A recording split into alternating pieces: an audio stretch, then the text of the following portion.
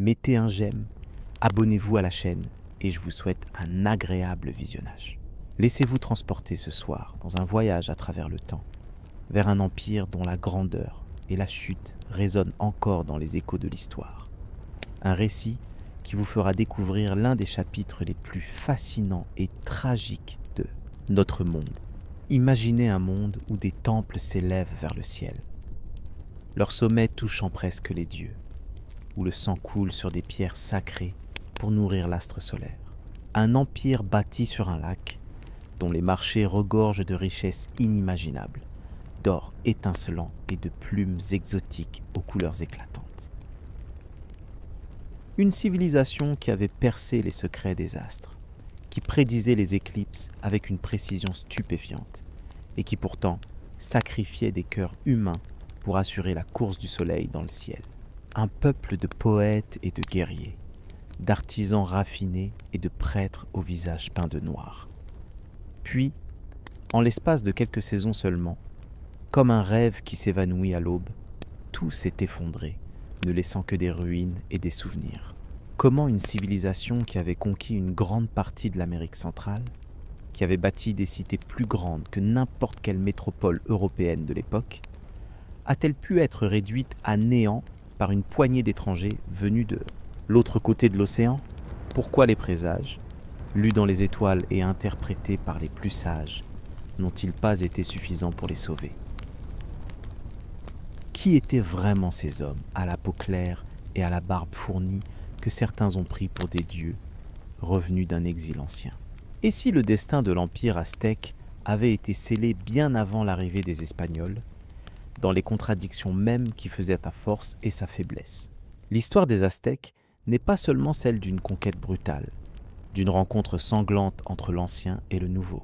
C'est le récit d'une collision entre deux mondes qui s'ignoraient, deux visions de l'univers radicalement différentes, et dont les conséquences ont redessiné la carte du monde, transformé des continents entiers et changé à jamais le cours de l'humanité. C'est aussi l'histoire d'une culture extraordinaire, d'une civilisation qui, en quelques siècles à peine, a créé un art, une littérature, une architecture, une science qui continue de nous fasciner et de nous interroger, avant que le nom de Tenochtitlan ne soit effacé des mémoires, avant que les codex aux couleurs vibrantes ne soient dévorés par les flammes allumées par des mains étrangères, avant que les temples ne soient démolis pierre par pierre pour construire des cathédrales, il existait un monde complexe et sophistiqué que peu d'Européens auraient pu imaginer, même dans leurs rêves les plus extravagants. Un monde né dans l'errance d'une tribu nomade, guidé par une prophétie mystérieuse et par la volonté inébranlable d'un dieu guerrier, et qui allait devenir l'une des civilisations les plus puissantes que le continent américain ait jamais connues. Fermons les yeux et remontons le temps jusqu'au XIIIe siècle de notre ère, quand un peuple errant cherchait encore sa terre promise dans les hauts plateaux du Mexique central, portant avec lui l'image de son Dieu et la mémoire d'une patrie perdue. Le soleil se levait lentement sur les rives du lac Texcoco, ses rayons perçant la brume matinale qui flottait au-dessus des eaux calmes. Les premiers rayons caressaient doucement la surface de l'eau, créant des reflets dorés qui dansaient comme autant de présages favorables, comme des signes envoyés par les dieux eux-mêmes. Le chant des oiseaux aquatiques résonnait dans l'air frais, tandis que les poissons argentés sautaient occasionnellement, créant des cercles concentriques qui s'étendaient sur l'eau limpide. Au milieu des roseaux qui bruissaient doucement dans la brise, un petit groupe d'hommes et de femmes épuisés, leurs vêtements simples usés par des années d'errance, observaient un spectacle inhabituel qui les avait arrêtés net dans leur progression.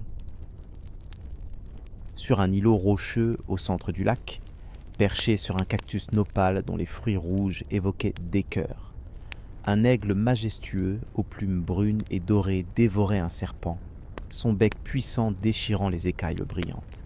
Le reptile se tortillait encore dans un dernier sursaut de vie, mais son sort était scellé. Pour ces voyageurs, ce n'était pas qu'un simple événement naturel, une scène de prédation comme la nature en offre quotidiennement. Non, c'était bien plus, l'accomplissement d'une prophétie ancienne, transmise de génération en génération, la fin d'une migration qui avait duré des décennies, peut-être même des siècles, et le début d'une nouvelle ère. Ces hommes et ces femmes étaient les Mexicas, un peuple nomade venu du nord, de la légendaire Aztlán, une terre peut-être mythique, peut-être réelle, dont la localisation exacte reste encore aujourd'hui un mystère, mais qui a donné aux Mexicas le nom d'Aztèques par lequel l'histoire les retiendra. Leurs anciens prêtres racontaient qu'ils avaient quitté cette terre ancestrale sur l'ordre de leur dieu tribal, Huitzilopochtli, colibri de la gauche ou colibri du sud, une divinité guerrière associée au soleil. Pendant des générations, ils avaient erré, s'établissant temporairement puis repartant, toujours guidés par les oracles et les visions de leurs prêtres qui portaient l'effigie du dieu.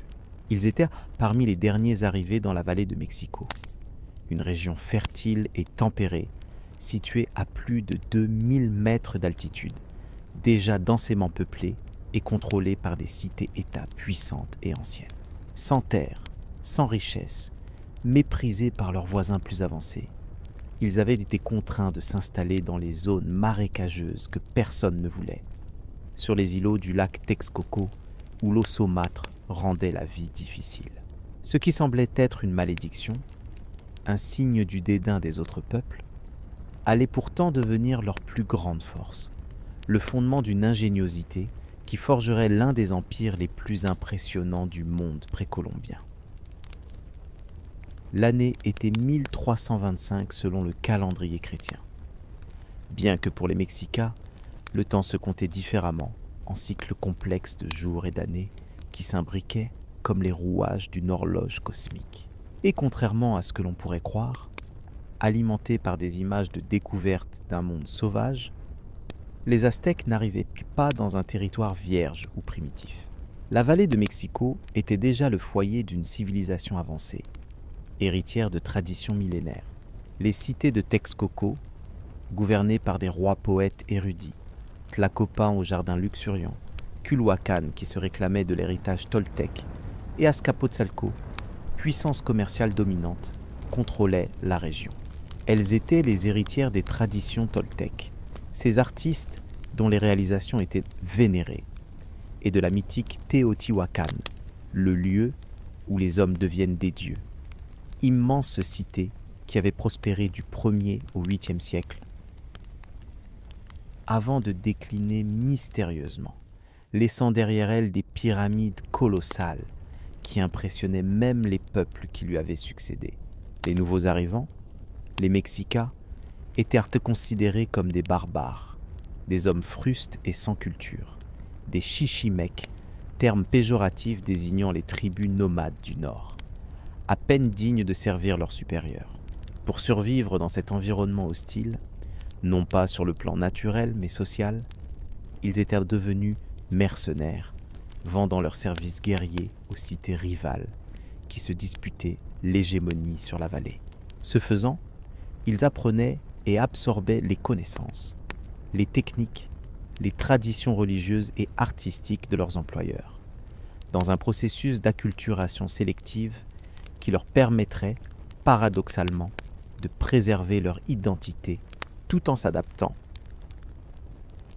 Sur leur îlot marécageux, qu'ils avaient obtenu en vassalité de la cité de Culhuacán, après l'avoir servi militairement, ils commencèrent à bâtir une ville qu'ils nommèrent Tenochtitlan, le lieu du cactus de pierre, en référence à la vision de l'aigle qui avait guidé leur installation. Les débuts furent modestes, des huttes de roseaux et de boue séchée, disposées sans plan particulier.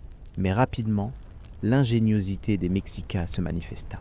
Ils créèrent des chinampas, ces jardins flottants extraordinairement fertiles qui feraient l'admiration des Espagnols 2 siècles plus tard. Construits en empilant des couches de végétation et de boue du lac pour former des parcelles agricoles, artificielles, ancrées au fond du lac par des racines de saule. Sur ces îles artificielles, ils cultivaient maïs, haricots, courges, piments, tomates, formant un système agricole d'une productivité exceptionnelle qui permettrait plus tard de nourrir une métropole de plusieurs centaines de milliers d'habitants. Ils érigèrent des digues pour contrôler les eaux du lac, parfois douces, parfois saumâtres selon les saisons. Tracèrent des canaux pour se déplacer en canoë. Construisirent des chaussées pour relier leur île à la terre ferme. La nécessité fit d'eux des ingénieurs et des architectes ingénieux, transformant un handicap initial, l'installation sur un terrain difficile, en avantage stratégique, car leur cité, entourée d'eau, serait naturellement défendue contre les attaques terrestres. Mais la géographie et l'ingéniosité n'expliquent pas tout.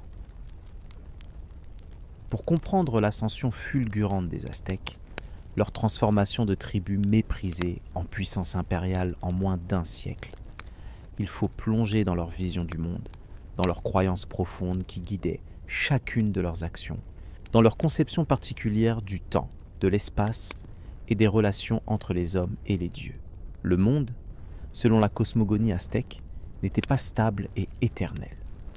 Il avait déjà été créé et détruit 4 fois.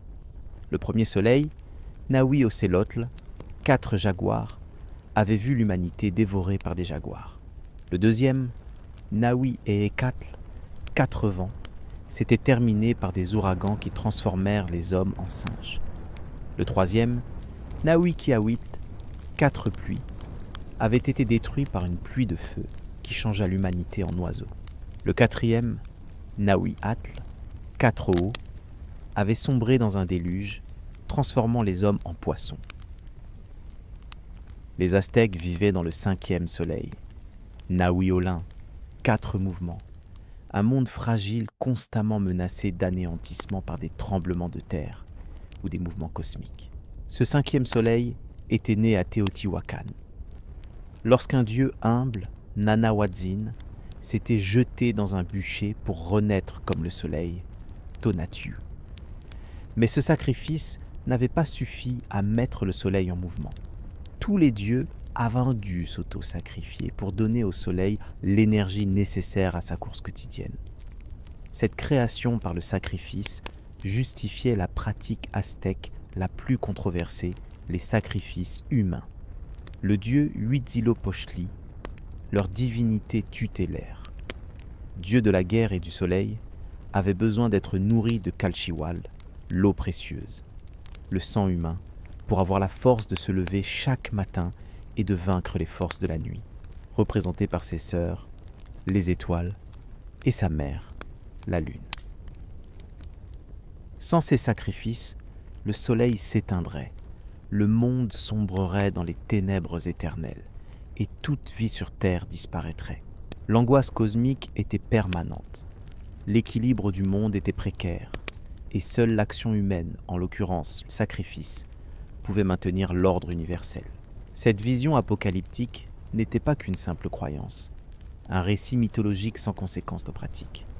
Elle était le moteur même de l'expansionnisme aztèque, la justification de leur militarisme. Chaque conquête, chaque guerre florissante, Xochiaoyotl, ces guerres fleuries, hautement ritualisées, avaient pour but premier non pas d'acquérir des territoires ou des richesses matérielles, mais de capturer des prisonniers destinés au sacrifice. La guerre était sacrée. Les guerriers étaient vénérés à l'égal des femmes mortes en couches, considérées comme des guerrières ayant livré bataille pour donner la vie. Et mourir au combat ou sur la pierre sacrificielle était considéré comme le destin, le plus noble, garantissant une place privilégiée dans l'au-delà.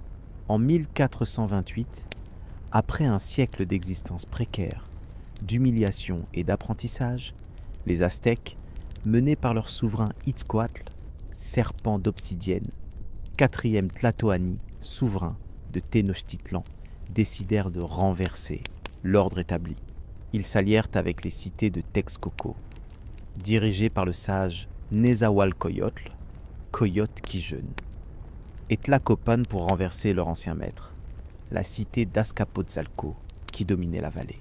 Cette guerre d'indépendance fut difficile, et la victoire incertaine jusqu'au dernier moment. Mais finalement, les alliés triomphèrent, détruisant Azcapotzalco et partageant ses territoires et ses tribus.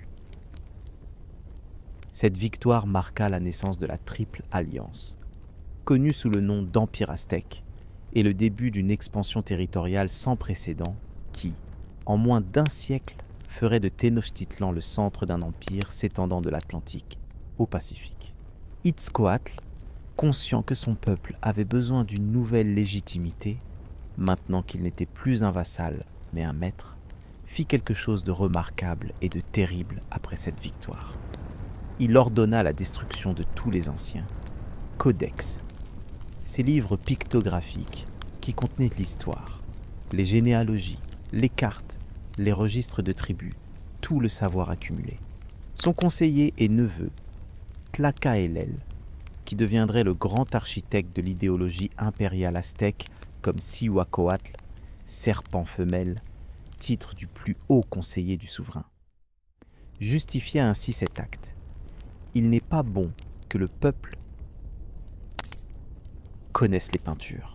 Ceux qui sont instruits apprendront les mensonges qui s'y trouvent, car beaucoup sont erronés.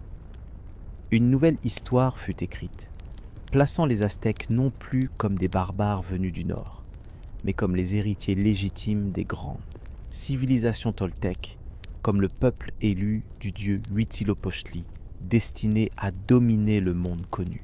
Ce fut l'un des premiers exemples de réécriture de l'histoire à des fins politiques dans cette région du monde, un acte qui paradoxalement priva les Aztèques d'une grande partie de leur propre histoire et rendit le travail des historiens modernes beaucoup plus difficile.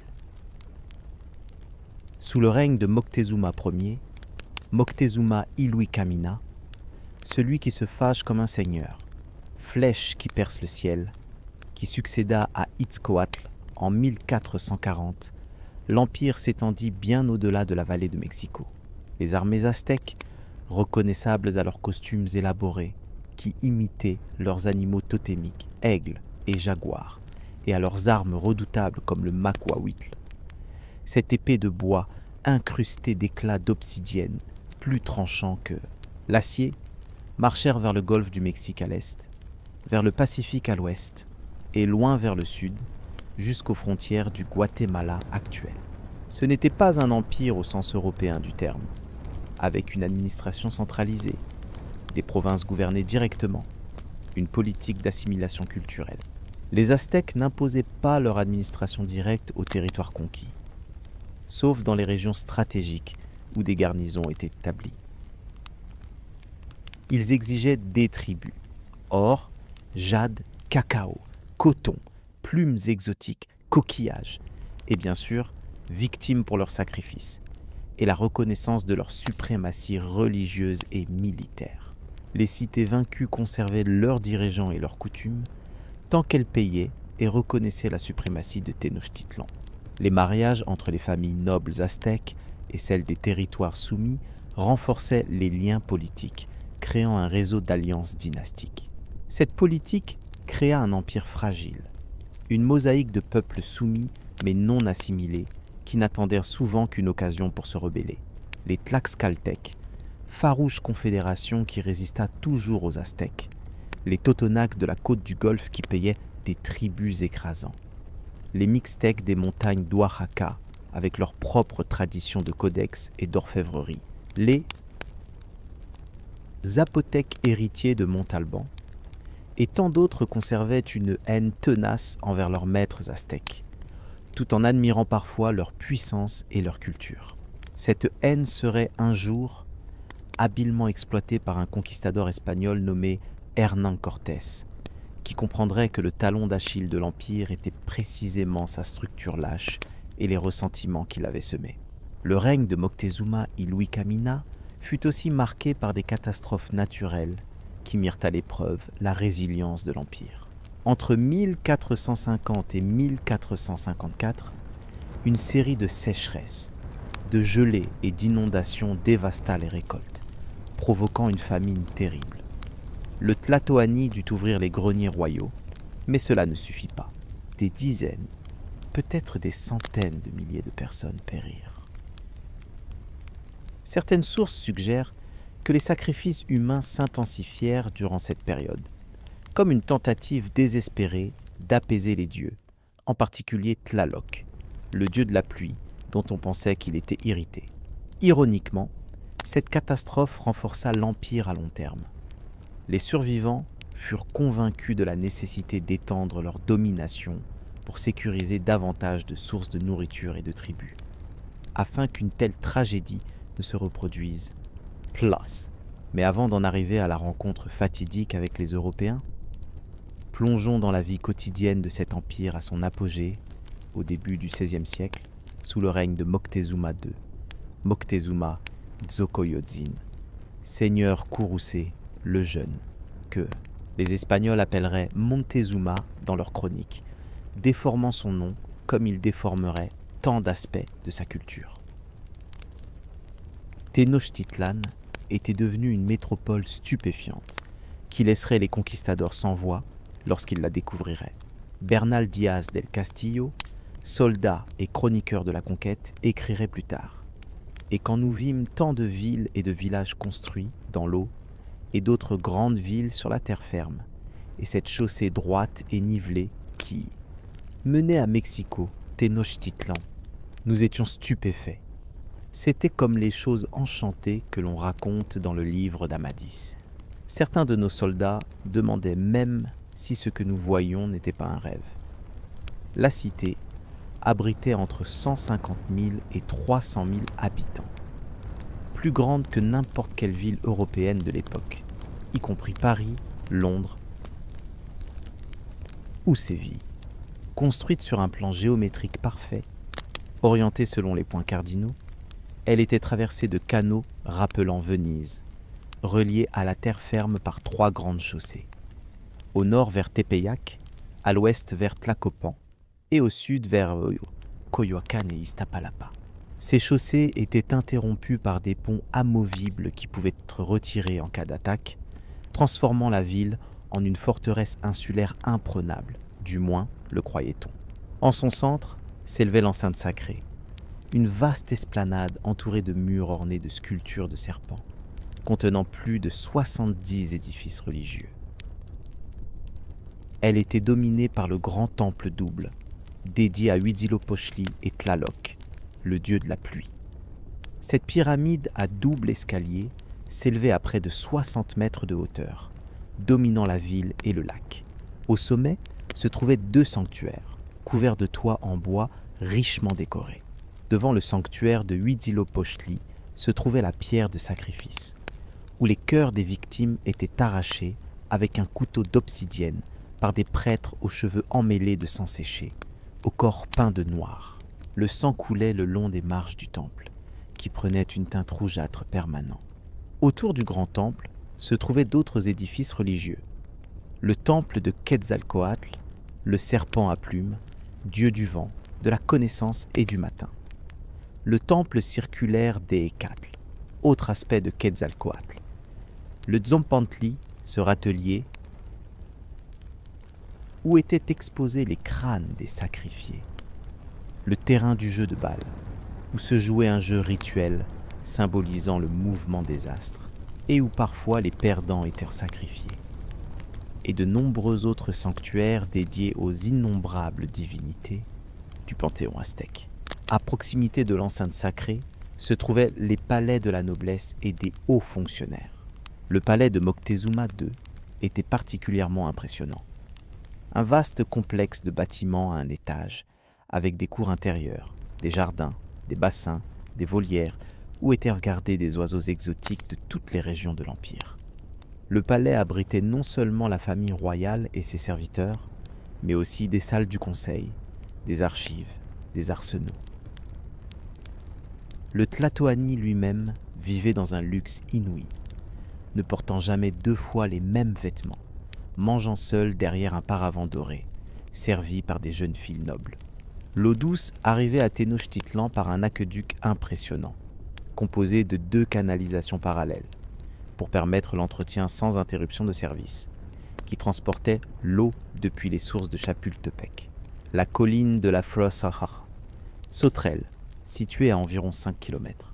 Ce système fournissait de l'eau potable à des fontaines publiques réparties dans la ville. Les déchets étaient soigneusement collectés, Les excréments humains servaient d'engrais pour les chinampas ou étaient utilisés pour tanner les peaux. Rien n'était gaspillé dans cette économie circulaire avant la lettre. Des équipes de nettoyeurs, plusieurs centaines d'hommes et de femmes, veillaient à la propreté des rues, balayant et lavant quotidiennement les voies publiques, bien plus propres que celles des villes européennes contemporaines, où les ordures étaient souvent jetées directement dans la rue. Le grand marché de Tlatelolco, ville jumelle de Tenochtitlan, qui lui avait été annexée en 1473 par Axayacatl, père de Moctezuma II, impressionnerait tant les Espagnols par sa taille, son organisation et la diversité des marchandises proposées. Il accueillait chaque jour des dizaines de milliers de personnes venues échanger toutes sortes de produits. Denrées alimentaires, maïs, haricots, piments, tomates, avocats, cacao, viandes diverses, tissus de coton et de fibres d'agave, poterie, objets en obsidienne, en jade, en or, plumes exotiques des quetzals et des aras pour les parures et les mosaïques, peaux de jaguar, herbes médicinales, papier d'écorce pour les codex et même des esclaves. Tout était organisé par section, sous la supervision de juges qui réglaient les litiges et vérifiaient l'exactitude des poids et mesures. Une monnaie d'échange existait sous forme de fèves de cacao, de petites cloches de cuivre ou de plumes de quetzal, bien que le troc fût également pratiqué. La société aztèque était strictement hiérarchisée, avec des distinctions de rang marquées par les vêtements, les bijoux et même le langage, le nahuatl possédant des formes respectueuses spécifiques pour s'adresser aux supérieurs. Au sommet trônait le Tlatoani, celui qui parle, l'empereur, considéré comme le représentant des dieux sur terre. Son pouvoir était absolu en théorie, bien qu'en pratique, il fut conseillé par un conseil de 4 hauts dignitaires, parmi lesquels serait choisi son successeur. Car la succession n'était pas strictement héréditaire, mais élective au sein de la famille royale. Le Cihuacoatl, femme serpent, bien que ce fût un homme, était le plus haut conseiller, presque un co-gouvernant qui gérait les affaires intérieures pendant que le Tlatoani s'occupait de la guerre et de la diplomatie. Venaient ensuite les Pipiltins, la noblesse héréditaire, qui occupait les plus hautes fonctions militaires, administratives et religieuses, et possédait des terres travaillées par des serfs. Puis les Pochtekas, ces marchands au long cours qui formaient une classe à part, souvent aussi riches que les nobles mais socialement distinctes, avec leurs propres lois, dieux et quartiers. Ils voyageaient jusqu'aux frontières de l'Empire et au-delà, servant parfois d'espions pour le compte du Tlatoani. Les Massaoultines constituaient la classe des gens du commun, artisans et paysans libres, organisés en calpulli, ces unités territoriales qui étaient à la fois des quartiers urbains, des clans familiaux et des unités administratives. Chaque calpulli possédait ses terres communales qui étaient redistribuées aux familles, ses écoles, ses temples locaux. Tout en bas de l'échelle se trouvaient les tlalmaitl, les serfs attachés à la terre, et les tlacotins, ceux que les Espagnols assimileraient à des esclaves, bien que leur condition fût très différente de l'esclavage tel qu'il était pratiqué en Europe ou en Afrique. En effet, les tlacotins conservaient certains droits. Leurs conditions n'étaient pas héréditaires et ils pouvaient se racheter. On devenait tlacotin suite à une condamnation judiciaire, pour dette ou en se vendant soi-même en période de famine. Contrairement aux idées reçues et au système de caste rigide d'autres civilisations, la mobilité sociale existait dans la société aztèque. Un Massaoultin pouvait s'élever au rang de noble par ses exploits guerriers, en capturant de nombreux prisonniers sur le champ de bataille. L'éducation était universelle et obligatoire. Tous les enfants, garçons et filles, nobles ou roturiers, recevaient une forme d'instruction. Les garçons apprenaient soit l'art de la guerre au Telpochcali, maison des jeunes, soit les arts, l'écriture, l'astronomie et les sciences au Calmecac, maison de la mesure, traditionnellement réservée aux fils de nobles, mais ouvert aux roturiers. Particulièrement douées, les filles étaient éduquées dans les Ishpochcali, maison des jeunes filles, où elles apprenaient les arts domestiques, la médecine, la religion et parfois l'écriture et les arts pour celles de haut rang. La vie quotidienne était rythmée par des rituels religieux omniprésents. Le calendrier aztèque, d'une précision remarquable, combinait un cycle solaire de 365 jours, Xiuhpohualli, et un cycle rituel de 260 jours, Tonalpohualli. Chaque jour était associé à une divinité et à un présage, bon ou mauvais. Les Aztèques possédaient une connaissance astronomique approfondie qui leur permettait de prédire avec exactitude les équinoxes, les solstices et les mouvements des planètes. Leurs prêtres, formés depuis l'enfance dans les Calmecaques, passaient des années à mémoriser les cycles complexes du calendrier. Les rituels associés à chaque divinité, les chants sacrés, les propriétés des herbes médicinales.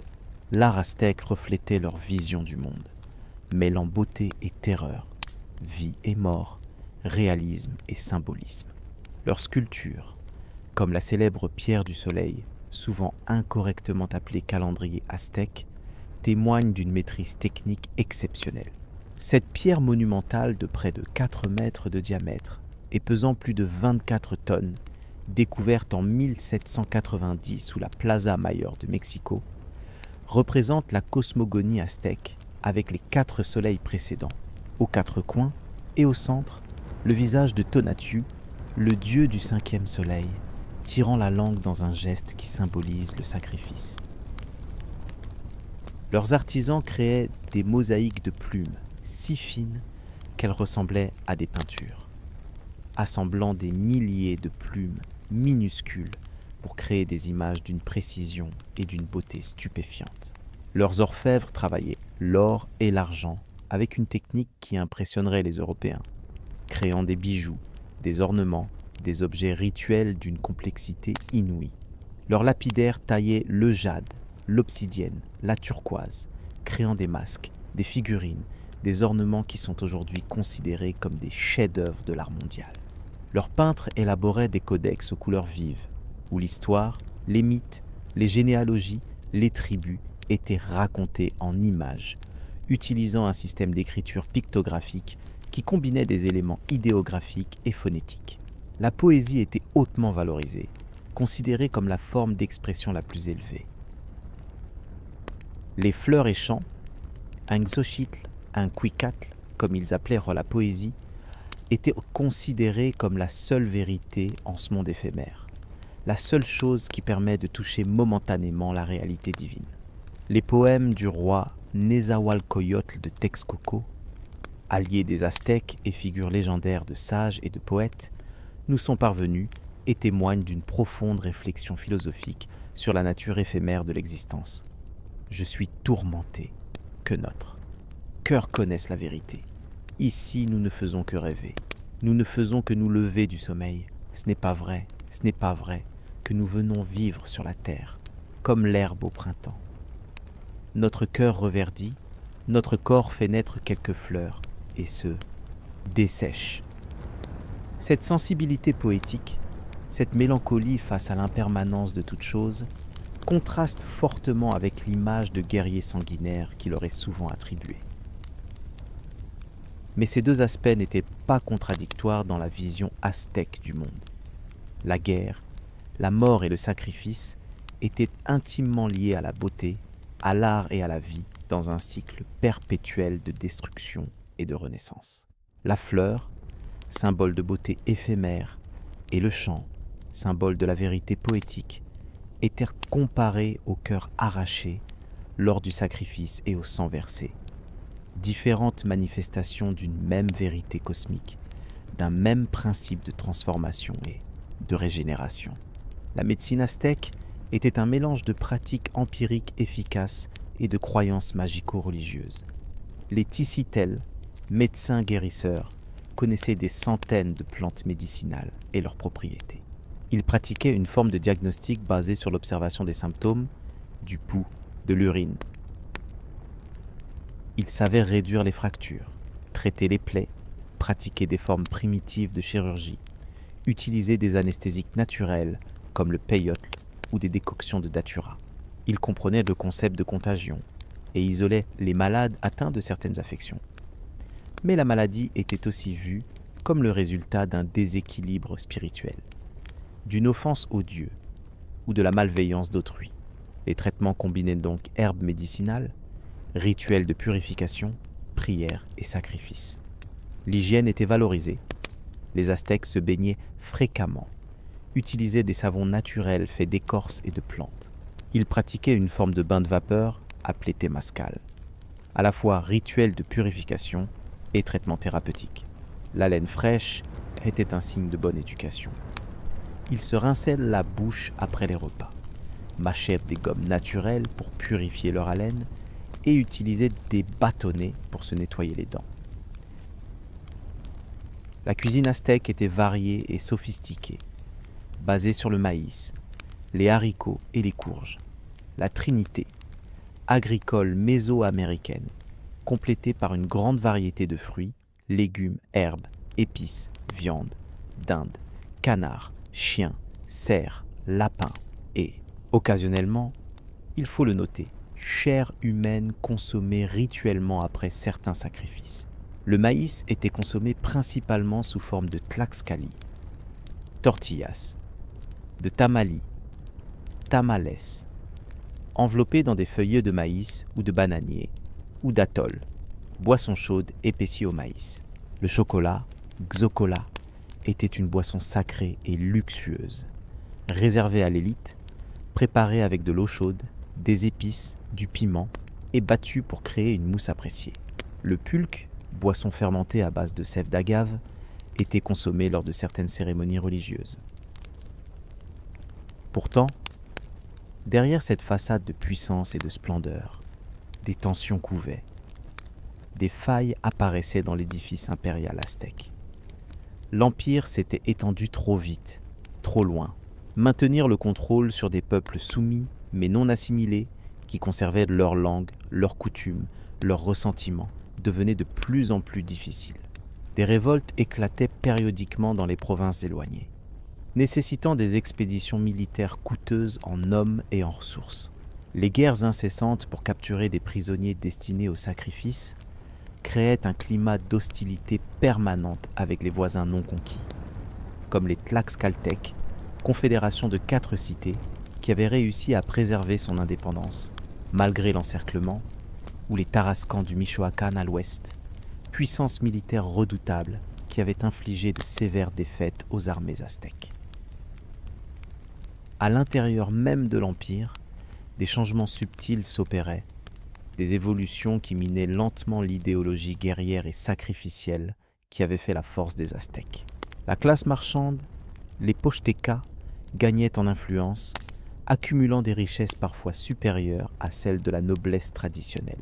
Avec le commerce venaient de nouvelles idées, de nouvelles valeurs, plus pragmatiques, moins liées au cycle guerrier sacrificiel. L'idéologie guerrière, qui avait été le moteur de l'expansion aztèque, commençait à être remise en question par certains intellectuels et poètes, comme le suggèrent certains poèmes de l'époque qui déplorent la vanité de la guerre et de la conquête. Des cultes religieux moins violents, comme celui de Quetzalcoatl, le serpent à plumes associé à la connaissance, à la fertilité et à la paix, gagnaient en popularité, en particulier dans les régions périphériques de l'Empire et parmi les élites intellectuelles. Même au sein de la noblesse aztèque, des factions se formaient. Certains, comme Moctezuma II lui-même, semblaient fascinés par l'idée du retour de Quetzalcoatl, prophétisé dans certaines traditions. D'autres, plus traditionalistes, s'inquiétaient de ce qu'ils percevaient comme un relâchement des valeurs guerrières, un amollissement dans le luxe et le confort. Tlacaelel, le puissant Cihuacoatl qui avait forgé l'idéologie impériale sous 3 souverains successifs, était mort en 1487 à un âge très avancé, laissant un vide idéologique que personne n'avait vraiment comblé. Et puis, il y avait les présages, ces signes inquiétants qui, selon les chroniques indigènes recueillies après la conquête, auraient annoncé la chute de l'Empire. Dans les années précédant l'arrivée des Espagnols, des phénomènes étranges furent rapportés. Une comète traversant le ciel en plein jour, laissant derrière elle une traînée étincelante visible même en pleine lumière. Un temple qui s'embrasa spontanément et que l'eau ne pouvait éteindre, comme si les dieux eux-mêmes avaient décidé sa destruction. Des voix de femmes pleurant dans la nuit, demandant où seraient emmenés les enfants. Un oiseau au miroir sur la tête capturé par des pêcheurs et présenté à Moctezuma II, dans lequel l'empereur vit des hommes étranges montés sur des cerfs, les chevaux, inconnus en Amérique, qui s'approchaient. On raconte que le lac lui-même bouillonna soudainement sans cause apparente, inondant des maisons, que des créatures monstrueuses, à 2 têtes, furent capturées et montrées aux Tlatoani avant de disparaître mystérieusement. Ces présages, rapportés après la conquête, ont peut-être été exagérés ou inventés pour expliquer l'inexplicable. Comment un empire aussi puissant avait-il pu s'effondrer si rapidement? Comment le grand Moctezuma avait-il pu accueillir des étrangers qui le feraient prisonnier dans son propre palais? Il est plus facile d'invoquer des présages divins, une fatalité cosmique, que d'admettre des erreurs stratégiques ou des faiblesses structurelles. Mais ces récits reflètent aussi une réalité psychologique. L'Empire aztèque, malgré sa puissance apparente, était travaillé de l'intérieur par des doutes, des tensions, des contradictions qui le fragilisaient face à l'épreuve à venir. C'est dans ce contexte qu'arrivèrent les premiers signes d'un monde inconnu, d'une civilisation dont les Aztèques ne soupçonnaient pas l'existence.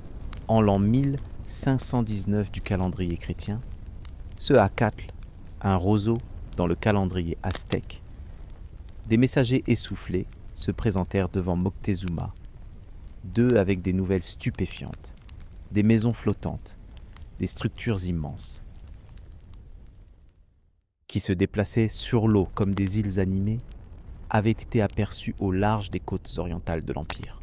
Des êtres étranges en descendaient, à la peau claire, comme s'ils étaient malades, portant des poils sur le visage, les barbes, inconnues chez les Amérindiens, couverts de métal de la tête aux pieds, qui renvoyaient l'éclat du soleil, montés sur d'énormes cerfs et accompagnés de créatures terrifiantes semblables à des jaguars, mais qui aboyaient les molosses espagnols. Moctezuma, troublé par ces rapports qui coïncidaient avec certains présages et prophéties, convoqua ses conseillers. Les avis étaient départagés. Certains voyaient dans ces étrangers des dieux ou des émissaires divins.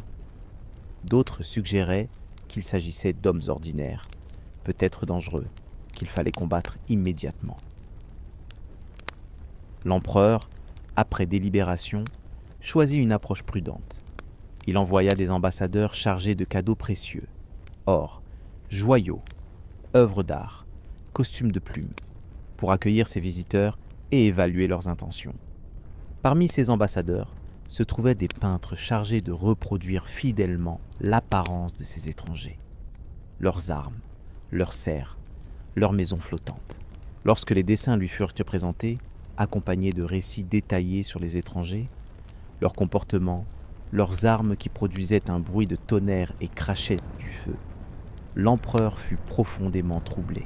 Une ancienne prophétie, plus ou moins obscure et peut-être réinterprétée après les faits, annonçait le retour de Quetzalcoatl, le dieu civilisateur à la peau claire et à la barbe fournie qui avait apporté l'agriculture, l'écriture et les arts, homme, mais qui avait été chassé par Tezcatlipoca, le dieu de la nuit et de la discorde.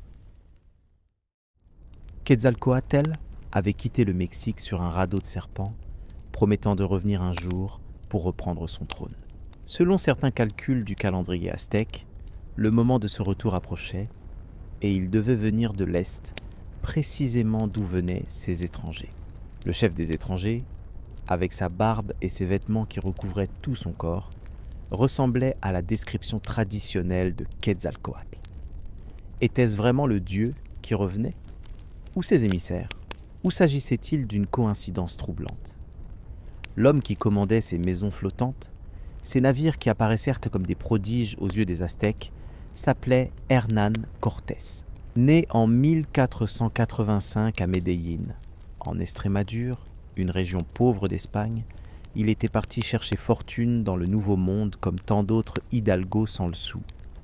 Ces petits nobles sans terre ni perspective dans une Espagne récemment unifiée par le mariage de Ferdinand d'Aragon et d'Isabelle de Castille, et qui venait d'achever la Reconquista avec la prise de Grenade en 1492, mettant fin à 8 siècles de présence musulmane dans la péninsule ibérique. Intelligent, charismatique, ambitieux et sans scrupules, Cortés avait rapidement gravi les échelons dans la colonie espagnole de Cuba. Il s'était d'abord établi comme planteur et fonctionnaire colonial, mais son ambition le poussait vers de plus grandes aventures. Quand des rumeurs concernant un riche empire sur le continent parvinrent à Cuba, suite aux explorations de Francisco Hernandez de Cordoba et Juan de Grijalva, qui avaient rapporté des objets en or et des récits de grandes cités, le gouverneur Diego Velázquez organisa une expédition d'exploration et en confia le commandement à Cortés. Mais rapidement, Velázquez se méfia des ambitions de son capitaine et tenta de lui retirer son commandement. Trop tard. Cortés avait déjà pris la mer avec 11 navires, environ 500 hommes, 16 chevaux et quelques pièces d'artillerie, s'emparant en partant des provisions destinées à l'expédition. C'était techniquement un acte de mutinerie, de rébellion contre l'autorité royale représentée par le gouverneur. Cortés le savait bien. Seul un succès éclatant pourrait le sauver de la potence. L'échec n'était pas une option. Dès son arrivée sur les côtes du Mexique actuel, près de ce qui est aujourd'hui Veracruz, Cortés fit un geste audacieux qui révélait sa détermination. Il fit saborder ses navires, les rendant inutilisables, éliminant toute possibilité de retraite. Pour ses hommes, dont certains commençaient déjà à murmurer contre cette expédition hasardeuse. Vaincre ou mourir devint leur seule option. Puis, avec une habileté politique remarquable, il fonda la Villa Rica de la Veracruz, la ville riche de la vraie croix, et se fit nommer par le conseil municipal, qu'il avait lui-même constitué capitaine général et juge suprême, se donnant ainsi une apparence de légitimité juridique directement sous l'autorité du roi d'Espagne, contournant celle du gouverneur de Cuba. Ce que Cortés allait accomplir dans les 2 années suivantes relève de l'incroyable, un de ces moments de l'histoire où la réalité dépasse la fiction la plus audacieuse. Avec une poignée d'hommes, il allait renverser un empire de plusieurs millions d'habitants, capturer son souverain, conquérir sa capitale et poser les bases d'un nouveau royaume qui durerait 3 siècles. Comment expliquer un tel succès ? Comment comprendre ce qui apparaît, à première vue, comme l'un des plus grands déséquilibres de force dans l'histoire militaire ? Les facteurs sont multiples et s'entremêlent dans une combinaison unique. D'abord, les armes. Les Espagnols disposaient d'armes à feu, arquebuses et canons, qui, bien que primitives, lentes à recharger et pas toujours fiables, créaient un effet psychologique dévastateur. Le bruit, la fumée, la capacité à tuer à distance impressionnaient et terrifiaient des guerriers habitués aux combats rapprochés. Ils avaient également des arbalètes, plus précises et rapides à recharger que les arquebuses, des épées d'acier de Tolède qui tranchaient là où les armes aztèques, lances, frondes, arcs et flèches, massues serties d'obsidienne, le macuahuitl, échouaient, et des armures de métal qui les protégeaient des projectiles et des armes tranchantes amérindiennes. Les chevaux, totalement inconnus en Amérique, où aucun grand mammifère n'avait été domestiqué, à l'exception des lamas dans les Andes, créaient un effet de terreur et donnaient un avantage tactique considérable. Mobilité, hauteur pour frapper, poids et puissance de charge. Les molosses, dressés pour tuer et utilisés par les Espagnols contre les populations natives depuis les Caraïbes, semaient également la panique parmi des adversaires qui ne connaissaient que le petit chien domestique, le Xoloitzcuintla, inapte au combat. Mais ces avantages technologiques, bien que significatifs, n'auraient pas suffi face aux immenses armées aztèques, capables de mobiliser des dizaines, voire des centaines de milliers d'hommes. Le génie de Cortés fut diplomatique plus que militaire. Dès ses premiers contacts avec les populations locales, il comprit que l'empire aztèque était une construction fragile, maintenue par la terreur plus que par l'adhésion. Il perçut la haine que les peuples soumis nourrissaient envers leurs maîtres aztèques, qui les saignaient par des tribus écrasants et les terrorisaient par leurs guerres fleuries et leurs sacrifices humains. À Zempoala, première grande cité que Cortés rencontra après avoir débarqué, il rencontra les Totonacs, qui se plaignirent des lourds tributs exigés par Tenochtitlan, des collecteurs d'impôts arrogants, des jeunes gens enlevés pour les sacrifices. Avec une ruse machiavélique, Cortés les encouragea à arrêter les collecteurs d'impôts aztèques qui se trouvaient dans la ville, puis feignit de les protéger de la colère de Moctezuma en libérant secrètement ces mêmes collecteurs, les renvoyant à Tenochtitlan avec un message de paix et d'amitié. Cette ruse lui permit de se présenter à la fois comme un allié des Totonacs et comme un ami des Aztèques, gagnant du temps et des informations précieuses sur l'empire qu'il s'apprêtait à affronter. Un autre facteur crucial, souvent sous-estimé, fut l'aide de traducteurs et d'informateurs natifs. Parmi les 20 femmes offertes aux Espagnols par les Mayas de Potonchan, après une bataille initiale, se trouvait une jeune femme remarquable qui entrerait dans l'histoire sous le nom de La Malinche ou Doña Marina. Née dans une famille noble nawa, vendue comme esclave aux Mayas après que son père fut mort et que sa mère se fut remariée, elle parlait à la fois le nahuatl, langue des Aztèques, et le maya yucatèque. Par chance, l'un des hommes de Cortés, Geronimo de Aguilar, qui avait survécu à un naufrage et vécu parmi les Mayas pendant 8 ans, parlait leur langue. Ainsi se créa une chaîne de traduction. Cortés parlait à Aguilar en espagnol, qui traduisait en maya pour La Malinche, qui traduisait en nahuatl pour les Aztèques. Plus tard, La Malinche apprendrait directement l'espagnol, simplifiant le processus. Son rôle dépassa celui de simple interprète. Elle fournit à Cortés des informations cruciales sur la politique, la culture, les faiblesses de l'Empire aztèque, devint son conseillère et sa compagne, lui donnant un fils, Martin, l'un des premiers métis de la Nouvelle-Espagne. Figure complexe et controversée, elle serait plus tard considérée par certains Mexicains comme une traîtresse à son peuple, la Malinchista, terme qui désigne encore aujourd'hui une personne qui préfère l'étranger au national. Par d'autres comme une survivante pragmatique, et par d'autres encore comme la mère symbolique de la nation métisse mexicaine. Poursuivant sa marche vers l'intérieur des terres, Cortés arriva aux frontières de Tlaxcala, une confédération de cités qui avait farouchement maintenu son indépendance face aux Aztèques, étant l'un des rares États enclavés dans l'Empire à n'avoir jamais été conquis. Les Tlaxcaltèques, initialement méfiants envers ces étrangers qui venaient des terres de leurs ennemis, livrèrent bataille. Les combats furent rudes, les Espagnols faillirent être vaincus par le nombre, mais leur supériorité technologique et leur discipline leur permirent de résister. Après plusieurs jours de combat, les Tlaxcaltèques, impressionnés par la résistance des étrangers et calculant que ces nouveaux venus pourraient être des alliés précieux contre leur ennemi héréditaire, proposèrent la paix. Une alliance fut conclue, qui serait déterminante pour la suite des événements. Les Tlaxcaltèques voyaient en Cortés l'instrument de leur vengeance contre les Aztèques, la chance de renverser un pouvoir qui les asphyxiait depuis des générations. Ils fournirent à Cortés des milliers de guerriers, des porteurs, des vivres, et surtout des informations détaillées sur l'empire qu'ils s'apprêtaient à conquérir.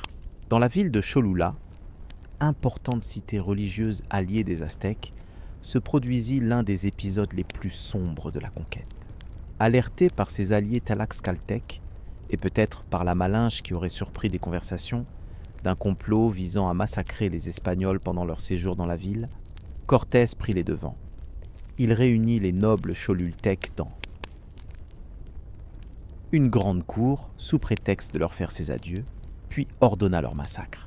Plusieurs milliers de personnes, peut-être jusqu'à 6000 selon certaines sources, furent tuées en quelques heures par les Espagnols et leurs alliés tlaxcaltèques. Les temples furent profanés, la ville partiellement incendiée. Ce bain de sang eut l'effet escompté. Terroriser les populations et montrer que toute résistance serait impitoyablement écrasée.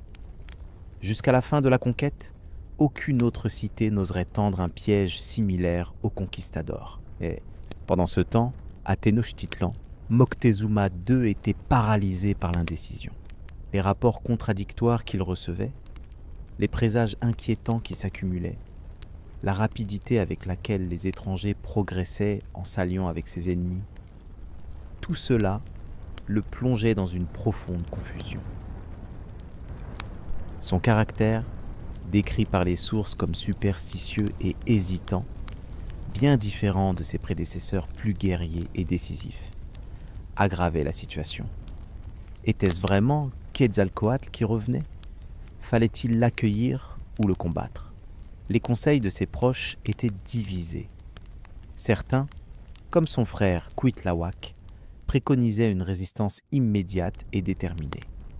D'autres, peut-être influencés par des prophéties ou simplement intimidés par les récits sur ces étrangers, invincibles, suggéraient la conciliation. Finalement, Moctezuma choisit d'accueillir Cortés pacifiquement dans sa capitale. Peut-être espérait-il le jauger de près. Peut-être craignait-il vraiment qu'il s'agisse de Quetzalcoatl ou de ses émissaires. Peut-être calculait-il qu'il serait plus facile d'éliminer ces étrangers une fois qu'ils seraient isolés au cœur de son empire, loin de leurs navires et de leurs alliés. Quelles qu'aient été ses motivations, cette décision s'avérerait fatale. Le 8 novembre 1519, les Espagnols et leurs milliers d'alliés indigènes entrèrent dans Tenochtitlan, traversant les chaussées qui reliaient l'île à la terre ferme, s'émerveillant devant cette ville qui semblait surgir des eaux, comme une vision de rêve. L'entrée dans Tenochtitlan fut un moment d'une intensité dramatique extraordinaire. Bernal Díaz del Castillo, soldat et chroniqueur qui accompagnait Cortés, décrirait plus tard la stupéfaction des Espagnols face à cette métropole qui dépassait en taille et en splendeur tout ce qu'ils connaissaient en Europe. De leur côté, les Aztèques observaient avec une curiosité mêlée de crainte ces étrangers à la peau claire, barbus, couverts de métal, montés sur des créatures inconnues. Moctezuma accueillit Cortés sur la chaussée menant à la ville, avec tout le faste impérial. Les deux hommes échangèrent des cadeaux. Collier de perles et de jade pour l'Espagnol, collier de verre pour l'Aztèque. Cortés tenta d'embrasser Moctezuma, geste familier en Europe, mais fut retenu par les nobles aztèques, horrifiés qu'on puisse toucher la personne sacrée du Tlatoani. Ce qui se passa ensuite relève à la fois de l'audace inouïe et de la trahison la plus noire. Un coup d'État comme l'histoire en a rarement connu. Accueilli comme un hôte de marque, logé dans le palais d'Axayacatl, ancien empereur et père de Moctezuma, Cortés attendit quelques jours pour évaluer la situation.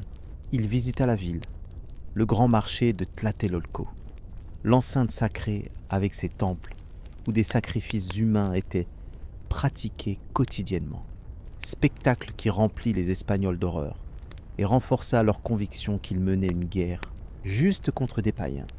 Puis, sous un prétexte fallacieux, une attaque contre des Espagnols sur la côte, qui avait effectivement eu lieu, mais sur ordre du gouverneur de Cuba, pas des Aztèques, il se rendit au palais impérial avec un petit groupe d'hommes armés et, dans un geste d'une audace stupéfiante, prit Moctezuma en otage, le forçant à l'accompagner dans ses quartiers.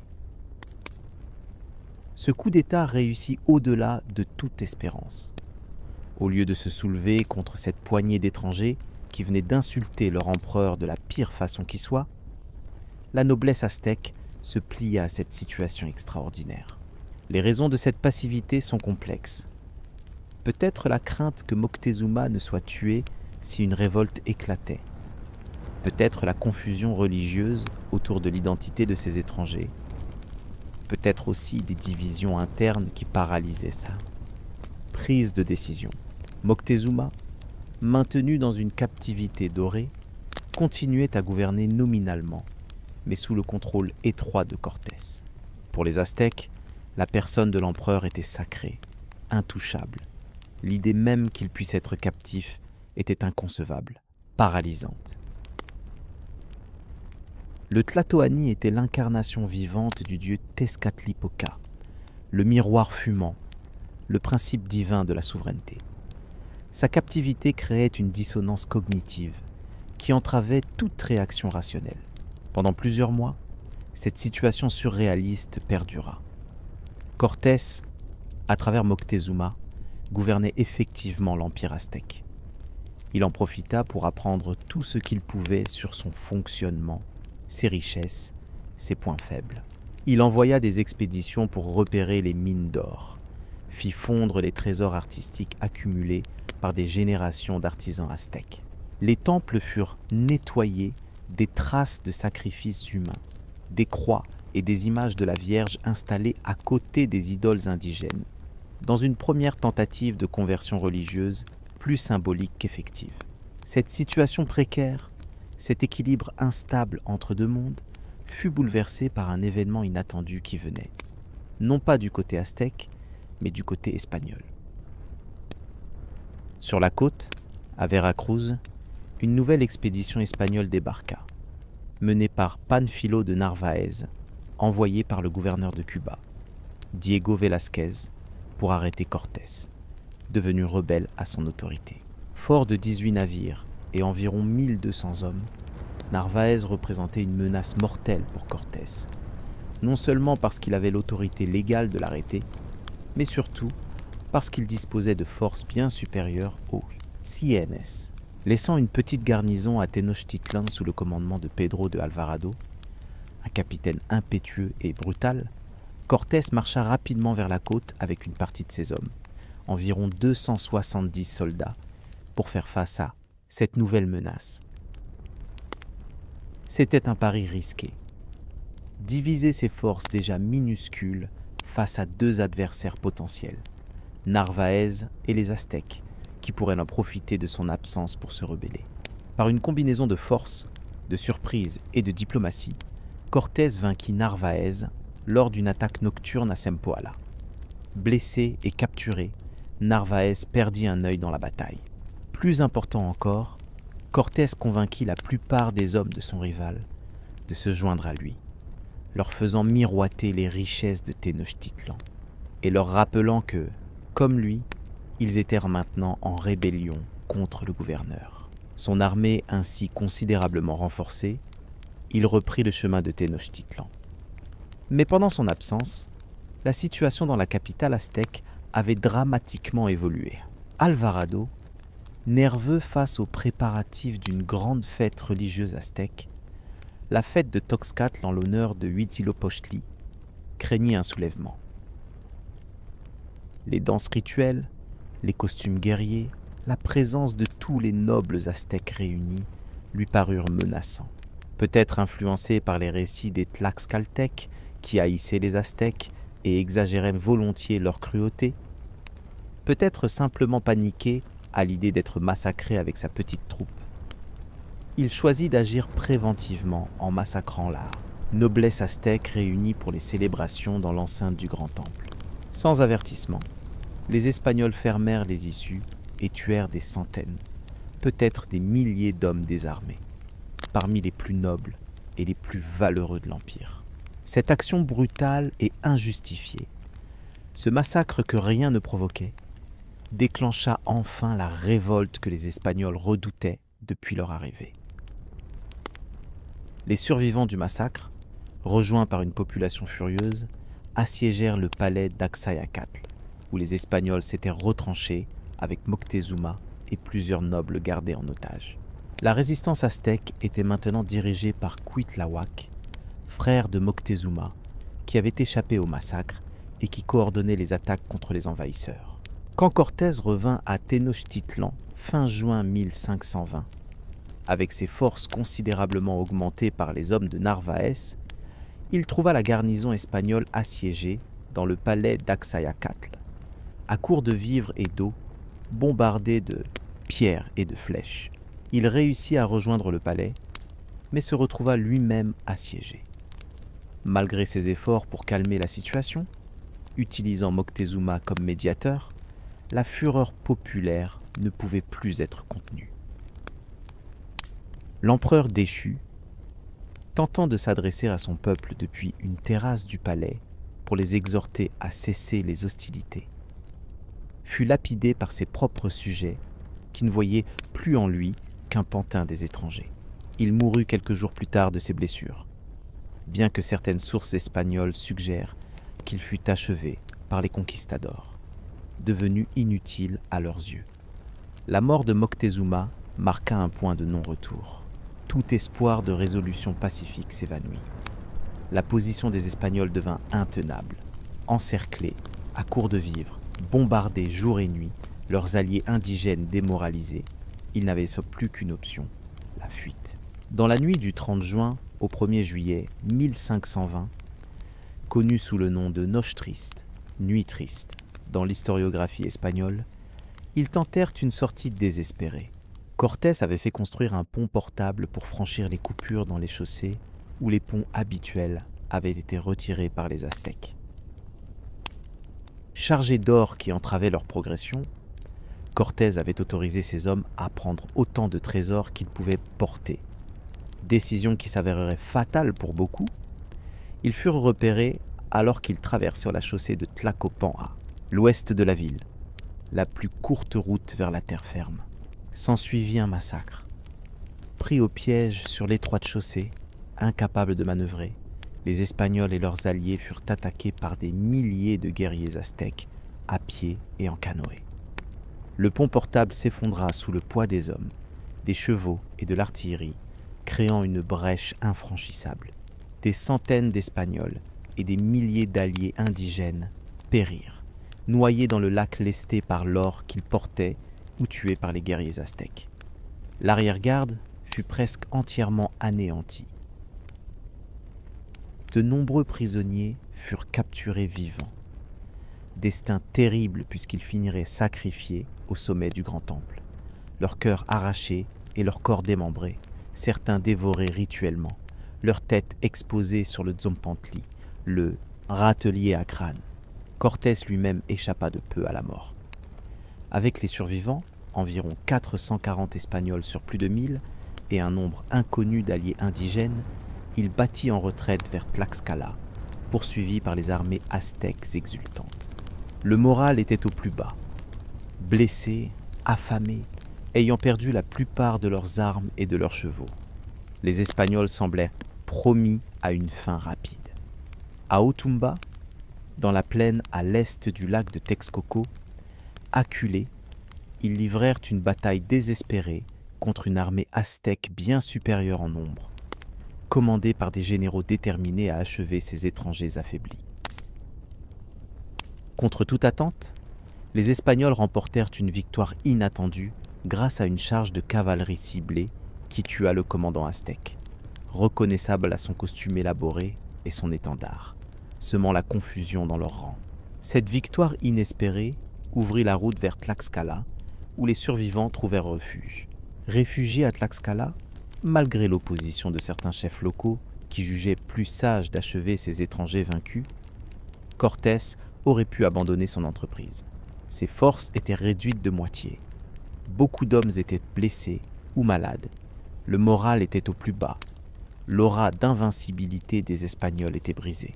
Mais son ambition était intacte et sa situation désespérée. Retourner à Cuba signifiait faire face à la justice du gouverneur, peut-être même à l'exécution pour sa rébellion.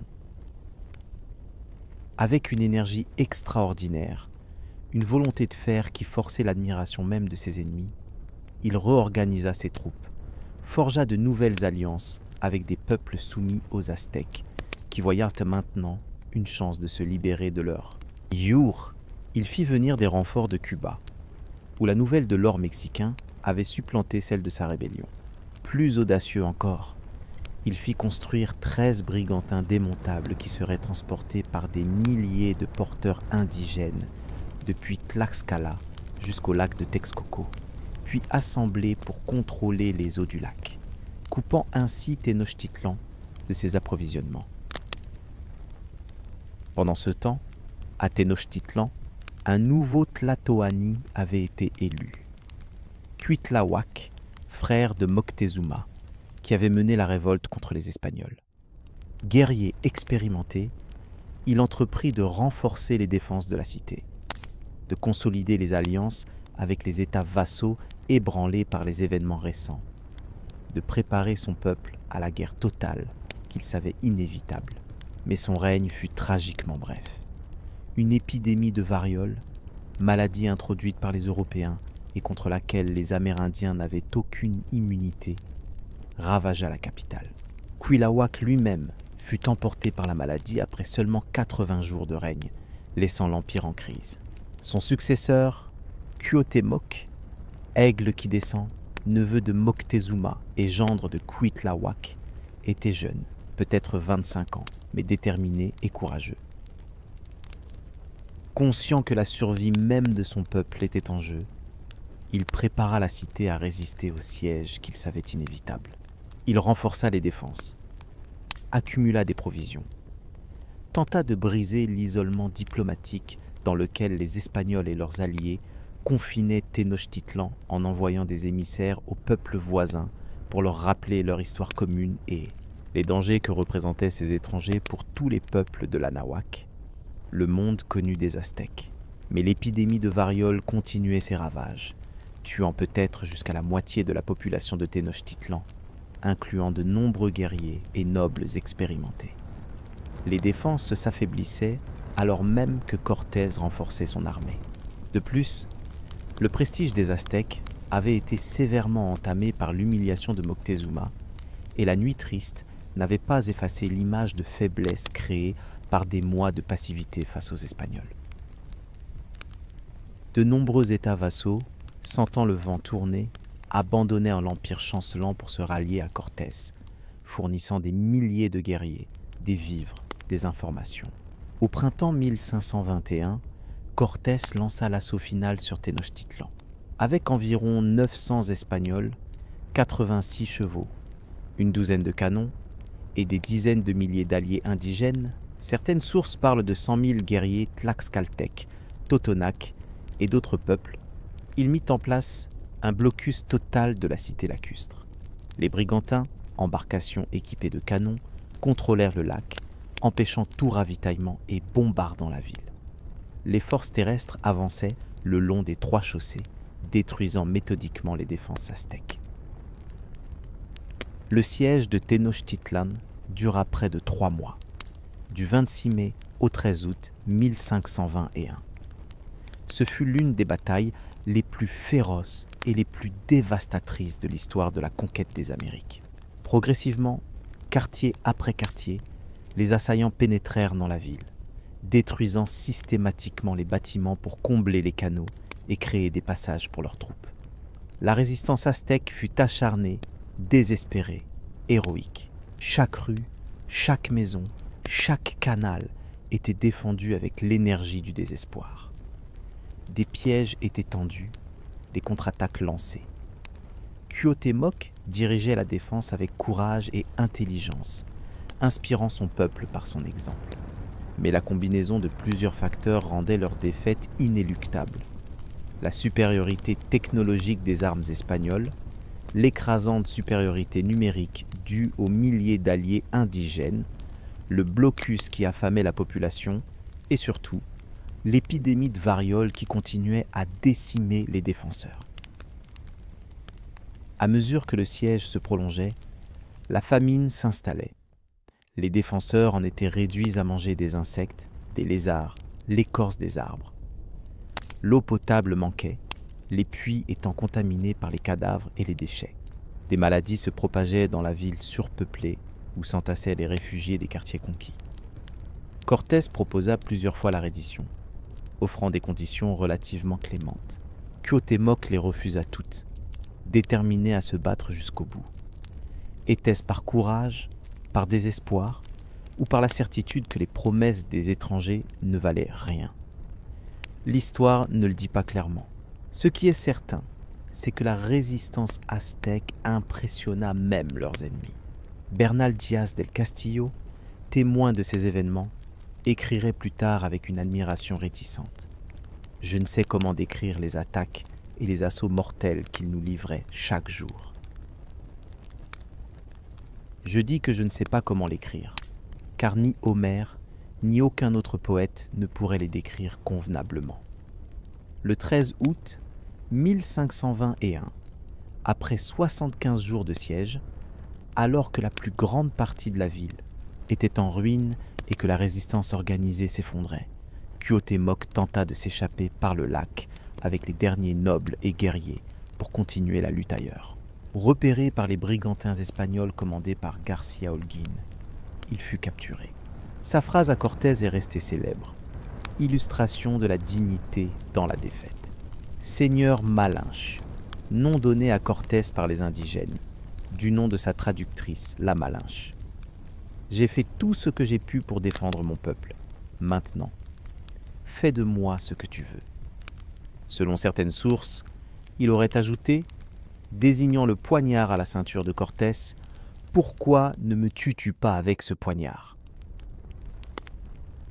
Un souverain captif n'est d'aucune utilité. Mais Cortés ne tua pas Cuauhtémoc, peut-être impressionné par son courage, peut-être calculant qu'un empereur captif serait utile pour pacifier les régions encore insoumises de l'Empire. Il le traita initialement avec respect, le gardant prisonnier mais en vie. Ce n'était qu'un répit. Le destin final de Cuauhtémoc serait tout aussi tragique que celui de son empire. La chute de Tenochtitlan marqua la fin effective de l'empire aztèque. La destruction de la cité fut presque totale. Cortés, dans ses lettres à Charles Quint, roi d'Espagne et empereur du Saint-Empire romain germanique, décrivait ainsi la situation après la victoire. Les hurlements et les pleurs des femmes et des enfants étaient tels qu'il n'y avait personne parmi nous dont le cœur ne se brisait. Et en vérité, c'était une chose infinie de voir la multitude de morts et de blessés. Des 80 000 bâtiments que comptait la ville selon certaines estimations, presque aucun ne resta debout. Les temples furent démolis, les palais brûlés, les canaux comblés de débris. Sur les ruines de Tenochtitlan, les Espagnols bâtirent Mexico, capitale de la Nouvelle-Espagne. Utilisant les pierres des temples aztèques, ils érigèrent des églises, des palais, des administrations coloniales. La nouvelle ville fut construite selon un plan en damier classique européen, effaçant la géométrie symbolique de l'ancienne capitale.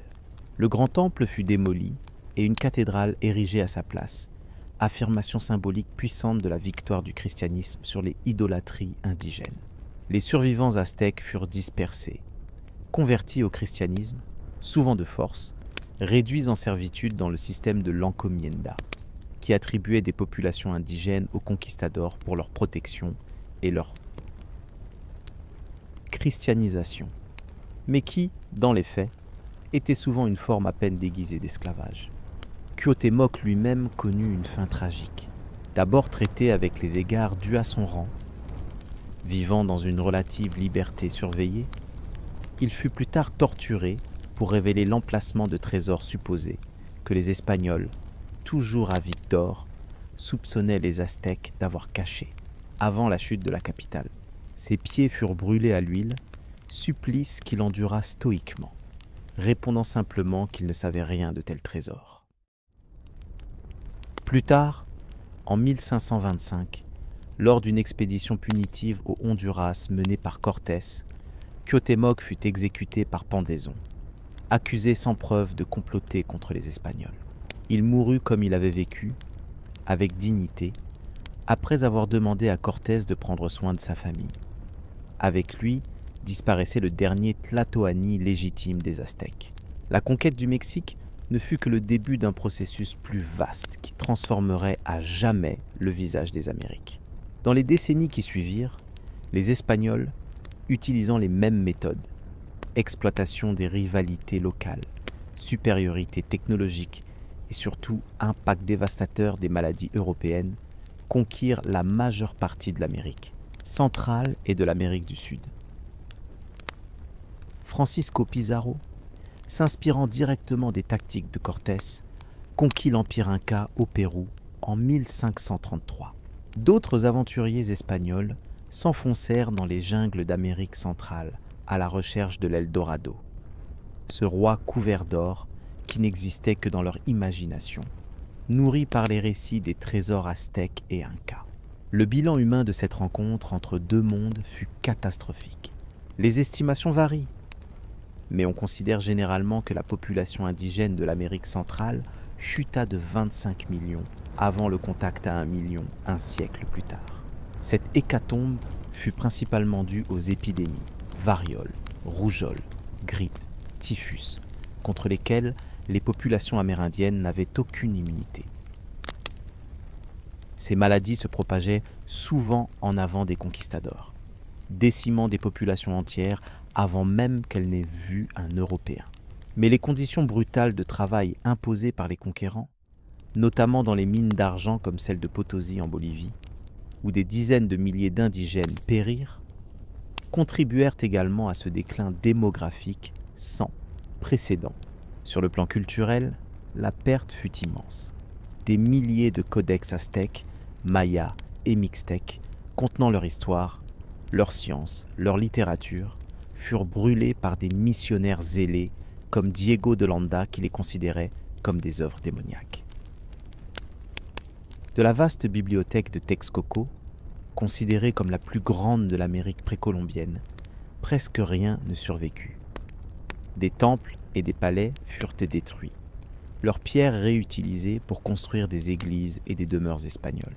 Des sculptures furent brisées, des objets d'or et d'argent fondus pour leur valeur métallique, sans considération pour leur valeur artistique ou historique. Une civilisation entière fut presque effacée.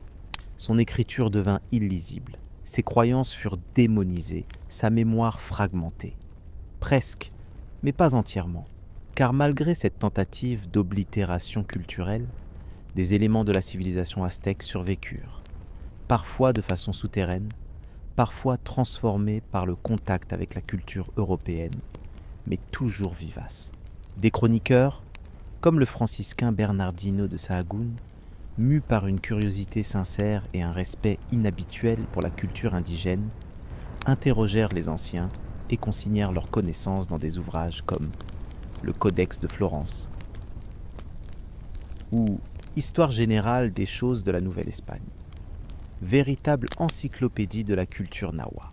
Des nobles aztèques convertis, comme Fernando de Alva Ixtlilxochitl, descendant des rois de Texcoco, ou Domingo de San Antón Muñón Chimalpain Cuautlehuanitzin, chroniqueurs chalca, écrivirent l'histoire de leur peuple en utilisant l'alphabet latin, préservant ainsi une partie de leur mémoire.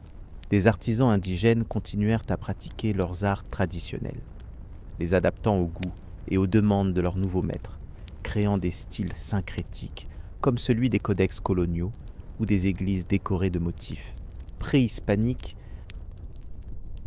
Et dans la vie quotidienne, la cuisine, la langue, les croyances populaires, la présence aztèque persista. Le nahuatl, langue des Aztèques, survécut et influença profondément l'espagnol parlé au Mexique.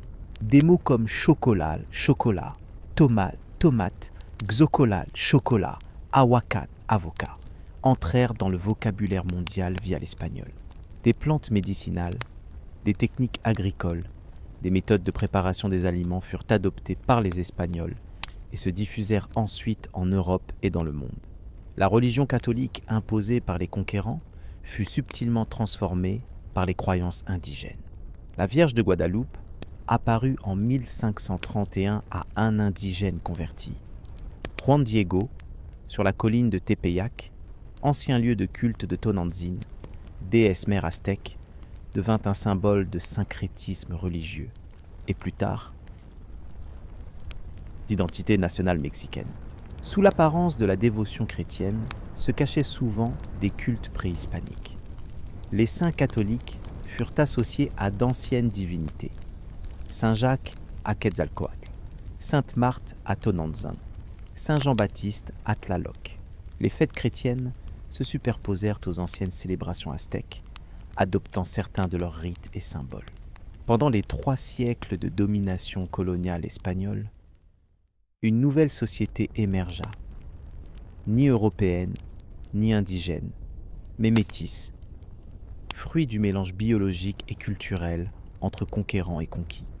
Les criollos, créoles, espagnols nés en Amérique, les mestizos, métis d'espagnols et d'indigènes, les mulattos, métis d'espagnols et d'africains, ces derniers ayant été importés comme esclaves suite à l'effondrement démographique indigène, formèrent une société stratifiée où la pureté de sang déterminait largement le statut social. Un système complexe de castes se développa, avec des dizaines de catégories selon les proportions de sang européens, indigènes ou africains. Au sommet se trouvaient les péninsulaires, espagnols nés en Espagne, détenant les plus hautes fonctions administratives et ecclésiastiques. Venaient ensuite les créoles, possédant terres et mines mais exclus des plus hautes charges. Les métis occupaient une position intermédiaire, tandis que les indigènes et les africains formaient la base de la pyramide sociale, fournissant la main-d'œuvre dans les mines, les plantations et les ateliers. Ce système n'était pas absolument rigide. L'argent pouvait parfois blanchir, selon l'expression de l'époque, et il existait des exceptions notables, comme certains caciques indigènes qui conservèrent une partie de leurs privilèges en s'alliant os. Espagnols. Ce système colonial engendra ses propres contradictions et tensions. Les créoles, culturellement espagnols mais nés en Amérique, développèrent progressivement un sentiment d'identité distinct, se considérant comme les véritables héritiers des territoires américains. Leurs revendications croissantes d'autonomie, combinées aux idées des Lumières venues d'Europe, à l'exemple de la Révolution française et de l'indépendance américaine, conduisirent au mouvement d'indépendance du début du XIXe siècle. Le Mexique accéda à l'indépendance en 1821, exactement 300 ans après la chute de Tenochtitlan. Suite à une guerre d'indépendance qui avait commencé en 1810 avec le grito de Dolores du prêtre Miguel Hidalgo.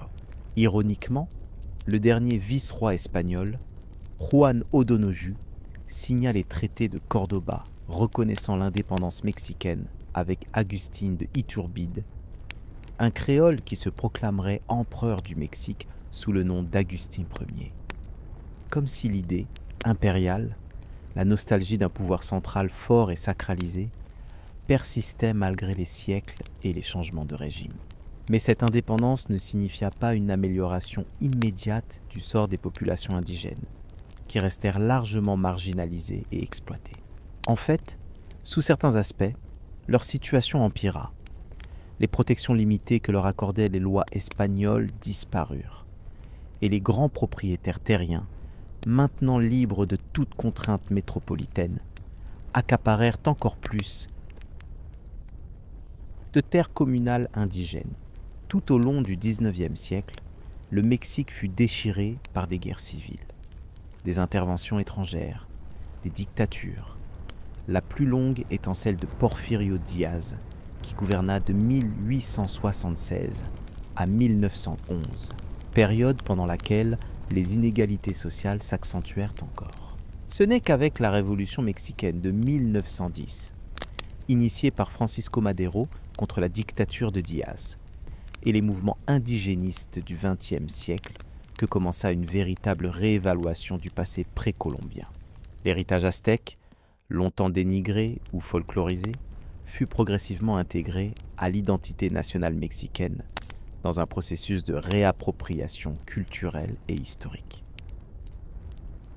Des figures comme Cuauhtémoc, dernier empereur aztèque, furent élevées au rang de héros nationaux, symboles de résistance face à l'oppression étrangère. Des intellectuels comme José Vasconcelos, avec sa théorie de la race cosmique, valorisèrent le métissage comme fondement de l'identité mexicaine. Des artistes comme Diego Rivera et José Clemente Orozco intégrèrent des éléments préhispaniques dans leurs œuvres, célébrant la grandeur des civilisations précolombiennes. Aujourd'hui, 500 ans après la conquête, la présence aztèque est toujours vivante au Mexique, non pas comme une simple curiosité archéologique, mais comme une part essentielle de l'identité nationale. Les ruines du Templo Mayor, grand temple de Tenochtitlan découvert en plein centre de Mexico en 1978 lors de travaux pour le métro, témoignent de la grandeur passée et constituent un site archéologique majeur qui continue de livrer de nouvelles découvertes. Les musées regorgent d'artefacts aztèques, du plus humble outil quotidien aux œuvres d'art les plus sophistiquées, comme la pierre du soleil ou le monolithe de Coatlicue, déesse de la terre. La langue nahuatl, parlée par plus d'1,5 million de personnes, principalement dans les états de Puebla, Veracruz, Hidalgo et Guerrero, connaît un regain d'intérêt et de prestige. Étant désormais enseignée dans certaines universités et promue par des politiques linguistiques plus respectueuses de la diversité culturelle.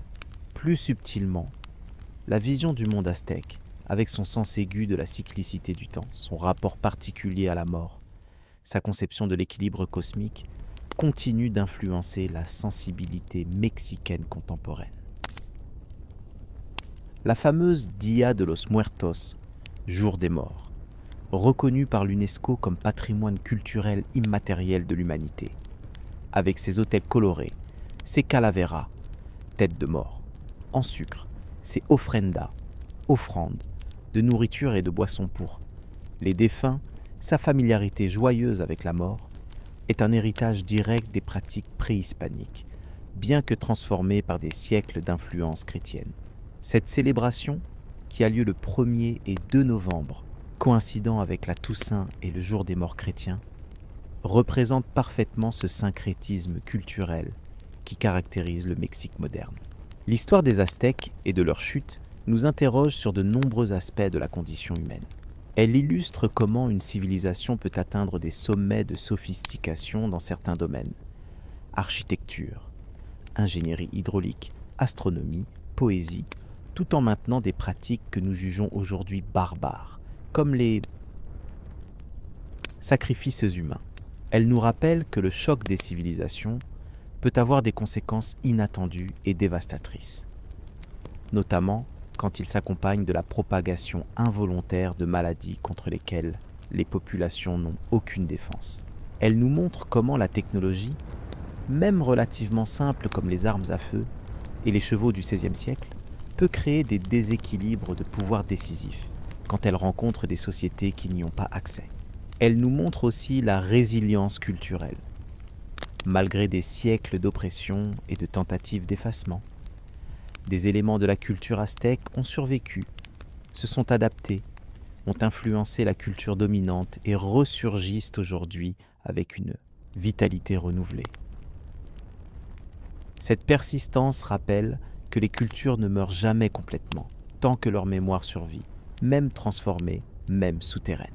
Pour nous, observateurs du XXIe siècle, l'étude de l'histoire aztèque nous aide à comprendre que les civilisations ne sont pas des entités monolithiques et statiques, mais des organismes complexes en constante évolution, capables à la fois de grandes réalisations et de grandes cruautés.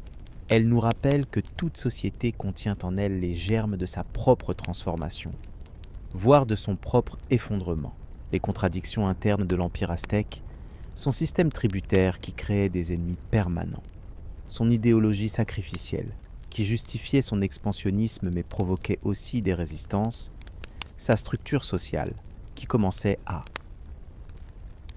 être contestée, l'avait peut-être fragilisé avant même l'arrivée des Espagnols. La question demeure. Pourquoi continuons-nous à raconter cette histoire comme si elle était simple ? Comme si elle se résumait à la victoire de quelques centaines d'Espagnols sur des millions d'Aztèques. La réalité est infiniment plus complexe. La conquête du Mexique fut le résultat d'un enchevêtrement de facteurs. Rivalité interethnique préexistante habilement exploitée par Cortés. Supériorité technologique des armes européennes. Épidémies dévastatrices qui décimèrent les populations. Indigènes, capacité d'adaptation et d'alliance de Cortés. Vision religieuse du monde qui paralysait parfois la réaction aztèque face à des événements sans précédent. C'est cette complexité même qui rend cette histoire fascinante et riche d'enseignements. pas la simplification épique d'un affrontement entre conquistadors héroïques et sauvages, sanguinaires, ni celle, inversée, mais tout aussi réductrice, d'envahisseurs cruels détruisant une civilisation idyllique. Et au-delà des faits historiques, il y a la dimension mythique que cette histoire a acquise au fil des siècles. Pour les Mexicains contemporains, le moment de la conquête représente une blessure originelle, un trauma fondateur qui continue d'informer leur identité nationale. La figure de la Malinche, interprète et compagne de Cortés, symbolise cette ambivalence. À la fois traîtresse à son peuple selon certains et mère symbolique de la nation métisse mexicaine selon d'autres. La conquête elle-même est tantôt vue comme une catastrophe absolue, tantôt comme le douloureux enfantement d'une nouvelle nation. Cortés et Cuauhtémoc, l'espagnol et l'aztèque, sont comme les deux faces d'une même médaille, les deux racines entremêlées de l'identité mexicaine moderne. Pour les Européens et le monde occidental en général, la conquête du Mexique fait partie de ce grand récit de découverte et d'expansion qui a façonné le monde moderne, créant pour la première fois une économie véritablement mondiale avec les flux d'argent mexicain et péruvien qui finançaient les guerres européennes et stimulaient le commerce avec l'Asie. Elle alimente toujours des débats sur la légitimité de la colonisation, sur la notion de mission civilisatrice, sur la responsabilité historique des nations colonisatrices vis-à-vis de leurs anciennes colonies. Ces débats résonnent particulièrement aujourd'hui, à l'heure où les questions de réparation, de restitution d'œuvres d'art, de reconnaissance des crimes coloniaux sont au cœur de nombreuses discussions internationales. 5 siècles après les événements, l'histoire des Aztèques continue donc de nous parler, de nous questionner, de nous inviter à réfléchir sur notre propre rapport à l'altérité, à la violence, au pouvoir, à la spiritualité. C'est peut-être là le plus grand héritage de cette civilisation disparue. Sa capacité à nous tendre un miroir dans lequel nous pouvons examiner notre propre humanité dans toute sa complexité contradictoire. Et si les temples aztèques sont maintenant en ruine, si leurs codex ont été brûlés, si leur système politique et religieux s'est effondré, quelque chose de leur esprit persiste dans l'art, dans la langue, dans la cuisine, dans la conception du temps et de l'espace. Comme l'écrivait le poète Nézahualcóyotl, peut-être que seul l'art sur la terre fait que nos paroles et nos chants ne meurent jamais dans ce monde, mais vivent dans le cœur de ceux qui les comprennent. Laissons ces paroles résonner en nous, comme un pont fragile mais réel entre leur monde disparu et le nôtre, entre leur façon de comprendre l'univers et la nôtre, entre leur humanité et la nôtre. Car en définitive, malgré l'abîme culturel et temporel qui nous sépare des Aztèques, nous partageons avec eux cette condition humaine fondamentale. Être s'éphémère dans un cosmos immense, cherchant à donner un sens à notre existence à travers l'art, la religion, la société, confrontés aux mêmes questions fondamentales sur la vie, la mort, le temps, le pouvoir, l'amour, questions auxquelles chaque civilisation tente d'apporter ses propres réponses. Proposez des thèmes pour de nouvelles histoires dans les commentaires et abonnez-vous à la chaîne et mettez un j'aime.